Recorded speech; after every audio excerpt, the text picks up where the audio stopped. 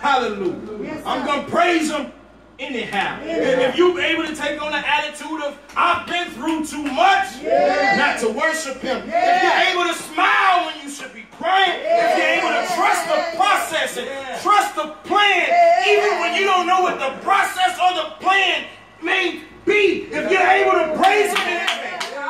If you're able to praise God in spite of. If you're able to praise him in the whole way when the door has been shut in your face, you have the chance to give God a rare gift. My brothers and my sisters, choosing faith in the midst of struggle, it will remind you that God is in control.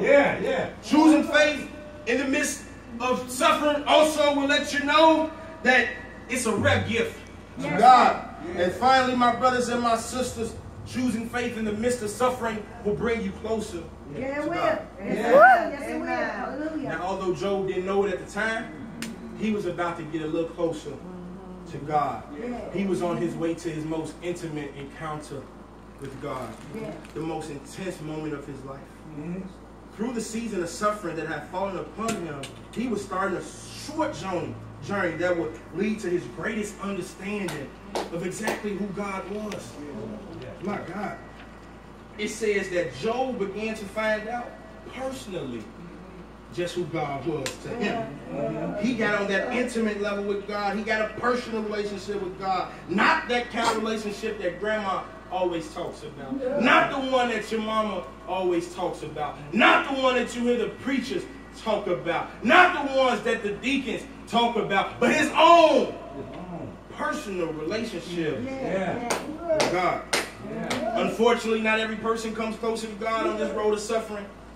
Some use this road to go in the opposite direction. They go further away from God. You don't believe me?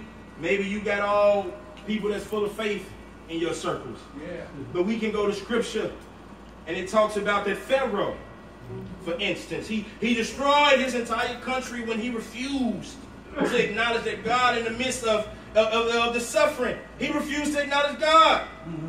Most of the kings that would rule that divided kingdom of Israel and Judah couldn't find faith.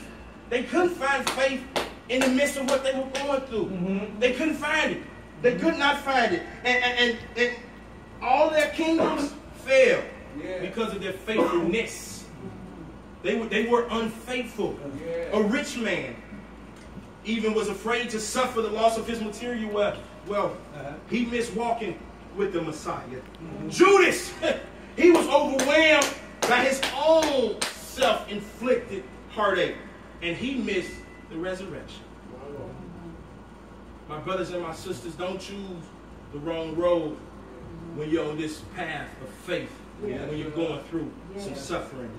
But for every lost opportunity that it talks about in the Bible also provides plenty of success stories. If you look at Abraham, Jacob, Joseph, and Moses, they suffered for decades before seeing just how faithful God could be.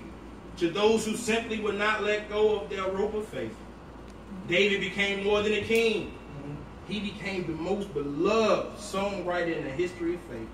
And most of his great songs came straight out of his seasons of suffering. There's beauty in the suffering. My brothers and my sisters, if it seems as if you have been struggling for days, weeks, months, and even years, don't worry, don't fret, because you're in good company. One of the great things